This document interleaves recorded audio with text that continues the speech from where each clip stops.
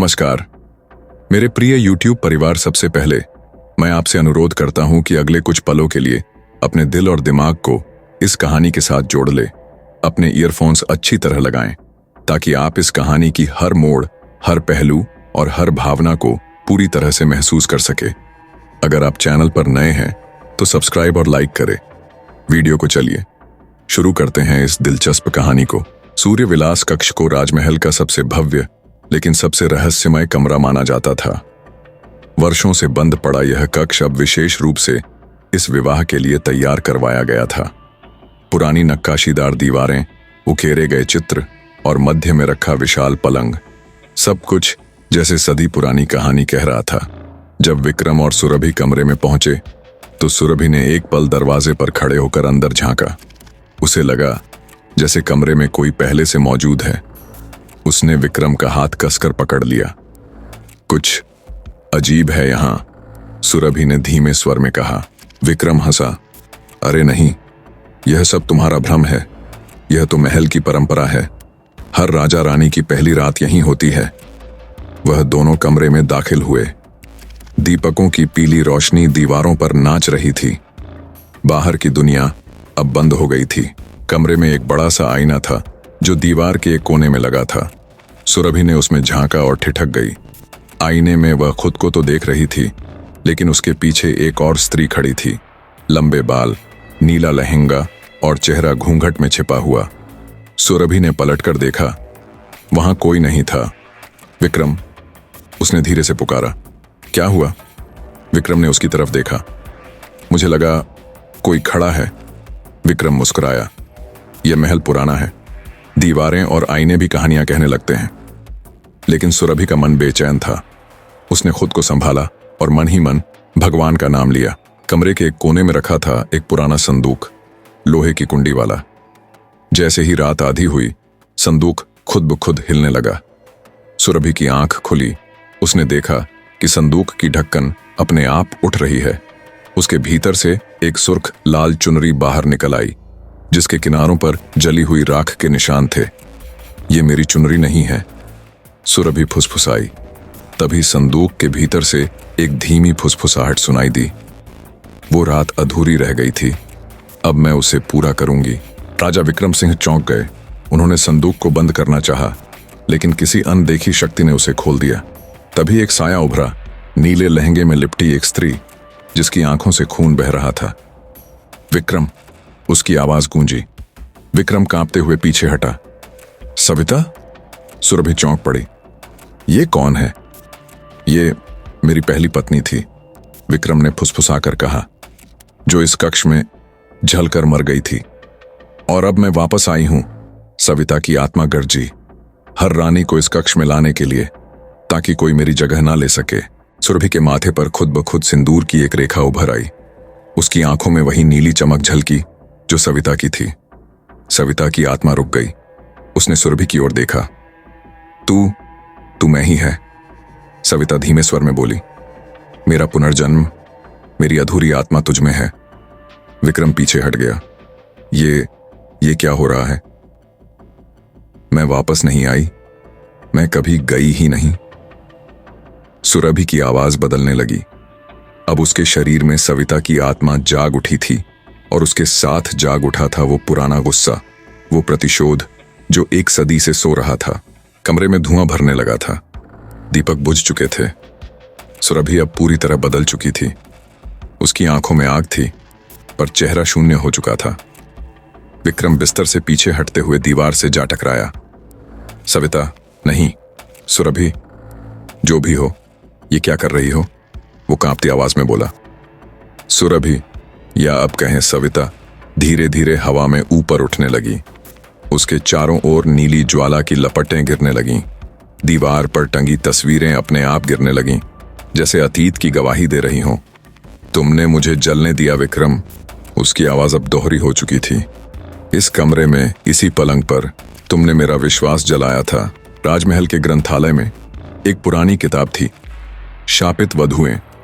सेवक माधव, जो वर्षों से राजा की सेवा में था, उसी समय नींद से हड़बड़ा कर उठा। उसे सपना आया था, सविता की आत्मा लौट आई है। माधव भागकर ग्रंथालय पहुंचा। किताब के पन्नों के बीच उसे एक पन्ना मिला जिस पर खून से लिखा था, सप्तम रात्रि को जो वधु सूर्य विलास में प्रवेश करेगी उसमें समा जाएगी अधूरी आत्मा और वही बनेगी शाप का उत्तर। हे ईश्वर, माधव बड़बड़ाया, ये सुरभि नहीं, ये वही है। सविता। कमरे में एक प्राचीन घड़ी थी जो अब उल्टी दिशा में घूमने लगी थी। सुरभि के हाथ उठे और उसने विक्रम की ओर इशारा किया। जैसे ही इशारा हुआ, विक्रम जमीन पर गिर पड़ा। उसकी सांसें भारी होने लगीं। तेरा अंत मेरी पीड़ा से ही होगा। तभी दरवाजे के बाहर माधव चीखता हुआ आया, राजा साहब रुकिए, ये सुरभि नहीं है, ये उस अधूरी आत्मा का वास है। मगर दरवाजा अपने आप बंद हो गया। एक अदृश्य शक्ति ने उसे भीतर आने से रोक दिया। आईना फिर जल उठा। अब उसमें एक और छवि उभरी, एक बच्ची जो रो रही थी। ये कौन है? विक्रम फुसफुसाया। सविता रुक गई। उसकी आंखें उस बच्ची की छवि पर टिकीं। मेरी बेटी, मेरी अधूरी ममता। आईने की सतह पर लिखा था, यदि तू मां है तो माफ कर, यदि तू स्त्री है तो मुक्त कर। एक क्षण के लिए सविता की आत्मा कांपी। वह विक्रम की ओर मुड़ी। उसके भीतर की दो आत्माएं टकरा रही थीं, एक जो प्रतिशोध चाहती थी और एक जो सिर्फ शांति। कमरे के मध्य में रखा दीपक अब लाल हो चुका था। उसमें जल रही लौ अब रक्त से सनी थी। उस लौ में सुरभि की असली आत्मा कैद थी। वो लौ, उसे बुझाओ, आईने में छिपी आत्मा बोली।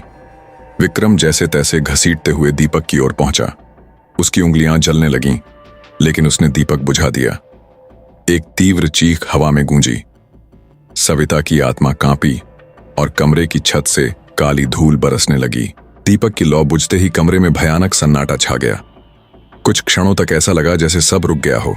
समय, सांसें, विचार। सुरभि जमीन पर गिर गई। उसका शरीर कांप रहा था, मानो किसी युद्ध से लौटा हो, लेकिन उसकी आंखें अब भी बंद थीं और होंठ बुदबुदा रहे थे। विक्रम घबराकर उसके पास आया। सुरभि, मेरी रानी, तुम ठीक हो? सुरभि की आंखें खुलीं।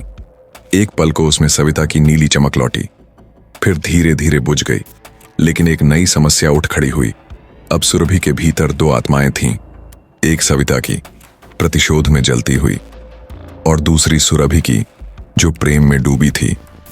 उन दोनों की टकराहट उसके शरीर को तोड़ रही थी। राजमहल की महारानी यानी विक्रम की मां रानी जयवंती ने जब यह सब सुना तो तुरंत मंदिर कक्ष में गईं और एक पुरानी संदूकची खोलकर एक काले मोती की माला निकाली। ये माला उसी रानी की है जो सविता से पहले इस शाप का शिकार हुई थी। उन्होंने कहा, इसमें उसकी आत्मा की रक्षा है। माधव ने पूछा, लेकिन ये माला अब तक क्यों छुपा कर रखी गई? रानी जयवंती बोली, क्योंकि इसे पहनने वाला या तो आत्मा को कैद करता है या खुद आत्मा बन जाता है। सुरभि के भीतर कैद उसकी अपनी आत्मा अब दर्द से तड़प रही थी। रात के तीसरे पहर उसने पहली बार खुद से बात की। सविता, उसने कहा, तू मुझ में है, लेकिन मैं तुझ में नहीं हूं। मुझे जीने दे। मैं वो नहीं जिसने तुझे जलाया। सविता की आत्मा धीमे स्वर में फुसफुसाई, पर तेरा शरीर वैसा ही है। वही साज, वही सजावट, वही रात। सुरभि की आंखों से आंसू बहने लगे।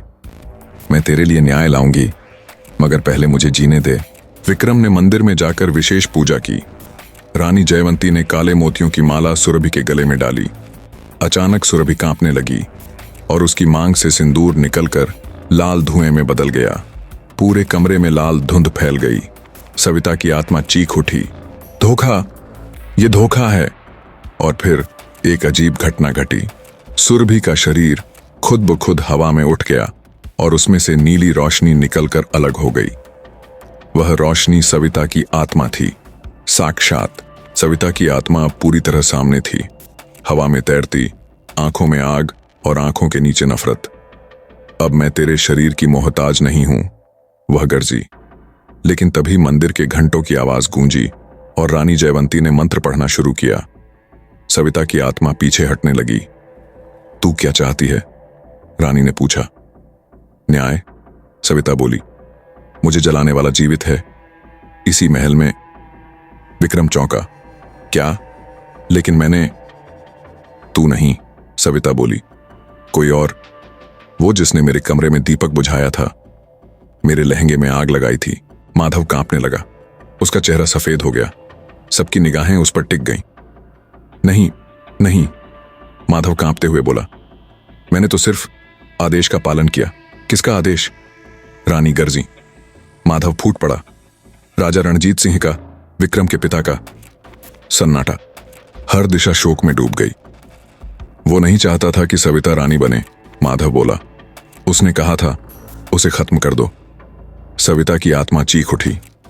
कमरे की दीवारें हिल गईं। अब सविता को सच पता चल चुका था। उसका शाप विक्रम पर नहीं, बल्कि उसके पूर्वजों पर था।